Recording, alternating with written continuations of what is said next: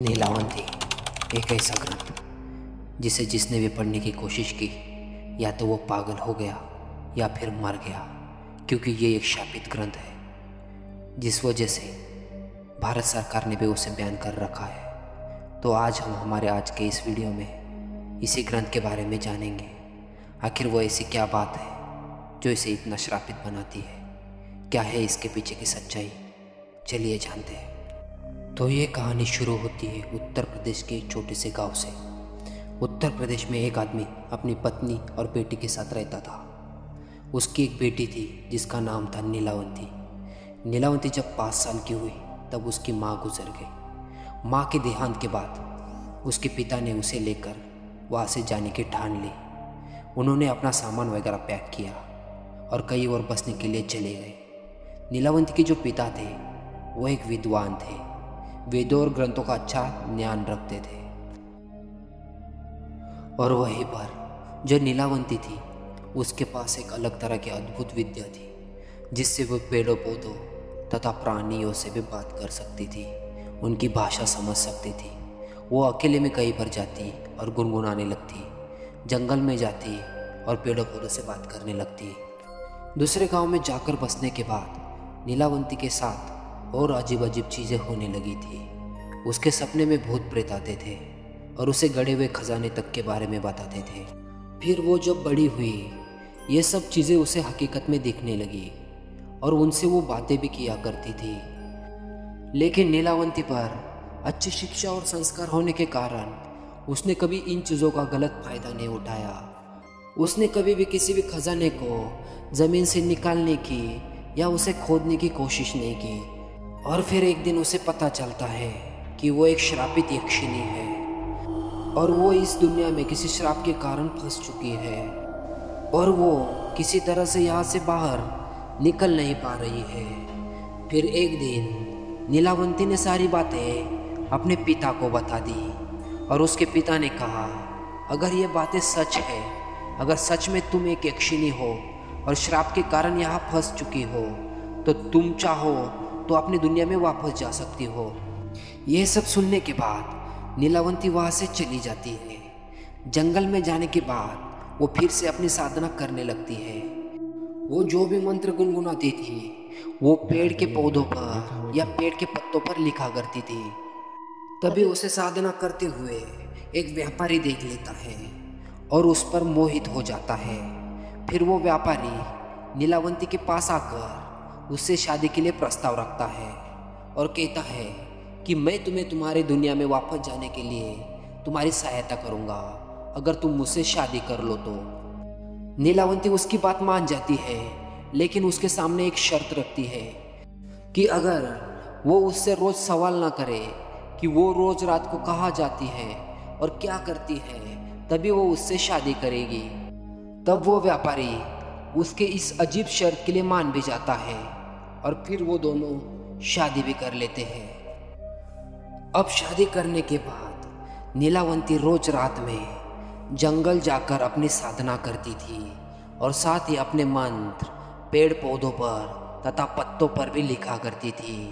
और उसका पति भी उसे कभी इसके बारे में सवाल नहीं करता था। एक दिन वो व्यापारी नीलावंती के पीछे जाकर सब कुछ देख लेता है तो वो हैरान हो जाता है।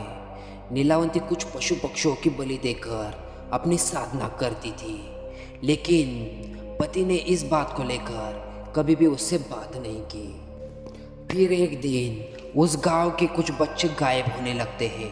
ऐसा ही कुछ दिन चलता है कि गांव का एक एक बच्चा गायब होने लगता है। लोग डर जाते हैं, उन्हें समझ नहीं आता कि आखिर ये क्या हो रहा है। फिर एक दिन एक गाँव वाला रात में नीलावंती को अपनी साधना करते हुए देख लेता है। तब उसे शक होता है शायद यही लड़की है जो गांव के लड़के गायब करके उनकी बलि देती है, जबकि नीलावंती पशु पक्षियों की बलि देती थी। लेकिन वहां पर खून देखकर गांव वाला डर जाता है और गांव में जाकर गांव वालों को नीलावंती के बारे में सब कुछ बता देता है। इधर दूसरे दिन नीलावंती के सपने में एक शैतान आता है और आकर उसे बताता है कि कल जब तुम रात में साधना के लिए जाओगे तब उस बरगद के पेड़ के पास जो नदी है उसमें एक लाश बहकर आएगी। तुम्हें उस लाश के पास जाकर उसके हाथ से एक तावीज़ निकाल लेना है। तभी एक नाव आएगी और तुम्हें वो तावीज़ उस नाव वाले को देकर उसमें बैठ जाना है।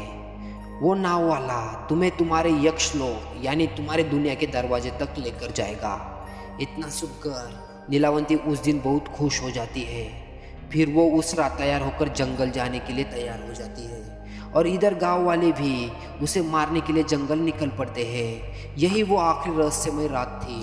फिर उसके प्लान के मुताबिक नीलावंती साधना करने लगती है। तभी पास के नदी से एक लाश बहकर आ रही होती है। नीलावंती उसे देख लेती है और उस लाश के पास जाकर उस लाश के हाथ से एक तावीज़ भी निकाल लेती है। तभी एक तरफ से गांव वाले और दूसरी तरफ से उसका पति भी आ जाता है। वो गांव वालों से बचने के लिए भागने लगती है। तभी एक पेड़ के पीछे से उसे उसका पति दिखाई देता है। जब वो अपने पति के पास जाती है तब वो बहुत ज़्यादा हैरान हो जाती है, क्योंकि उसका पति कोई इंसान नहीं बल्कि एक शैतान था। तब उसका पति उसे बोलता है, वो जो मंत्र तुम्हारे पास है जिसकी मदद से तुम पेड़ों पौधों तथा प्राणियों से बात करती हो, वो मुझे दे दो, नहीं तो मैं तुम्हें मार डालूंगा। और यही वजह है कि मैंने तुमसे शादी की थी। अब नीलावंती बहुत ज़्यादा डर चुकी थी। फिर वो अपने सारे मंत्र अपने पति को यानी कि उस शैतान को दे देती है और फिर वो बहुत क्रोध में श्राप दे देती है कि जो भी इस मंत्र को पढ़ने की कोशिश करेगा या तो वो पागल हो जाएगा और जो इसे पूरा पढ़ लेगा वो मर जाएगा। और यही वो श्राप है जिस वजह से वो शैतान इस मंत्र को पढ़ने के बाद कुछ दिनों बाद मर जाता है। और नीलावंती भी वही कहीं पर चली जाती है, जो उसके बाद कहीं पर किसी भी दिखाई नहीं दी। यह बात तो सच है कि नीलावंती अपने लोक यानी कि यक्षलोक वापस नहीं गई। वो आज भी यही कहीं भटक रही है, क्योंकि वो उसका आखिरी मौका था कि वो अपनी दुनिया में वापस जा सकती थी। अब वो इसी दुनिया में कहीं पे फंस चुकी है। और साथ ही उस शैतान यानी कि उसके पति के मरने के बाद वो मंत्र का जो बुक है वो किसी महान ऋषि को मिल जाता है। वो महान ऋषि बहुत ही सिद्ध पुरुष और साफ मन वाला था। वो महान ऋषि उस मंत्र को अपने सरल भाषा में किसी बुक में लिख लेता है, जिसे आज हम नीलावंती ग्रंथ के नाम से भी जानते हैं। फिर इस नीलावंती ग्रंथ को जिसने भी पढ़ने की कोशिश की वो या तो पागल हो गए और जिन्होंने इसे पूरा पढ़ लिया वो मर गए। और कहा तो ये भी जाता है कि स्वामी विवेकानंद जी ने मरने से पहले इसी ग्रंथ को पढ़ा था। अब इस बात में कितनी सच्चाई है ये हम कह नहीं सकते, लेकिन कुछ मीडिया सोर्सेस के अनुसार ये कहा जाता है कि मरने से पहले उन्होंने नीलावंती ग्रंथ को पढ़ा था। दोस्तों, हमने भी इस ग्रंथ के बारे में बहुत सारी रिसर्च करी, लेकिन हमें भी ये ग्रंथ कहीं पर भी नहीं मिला।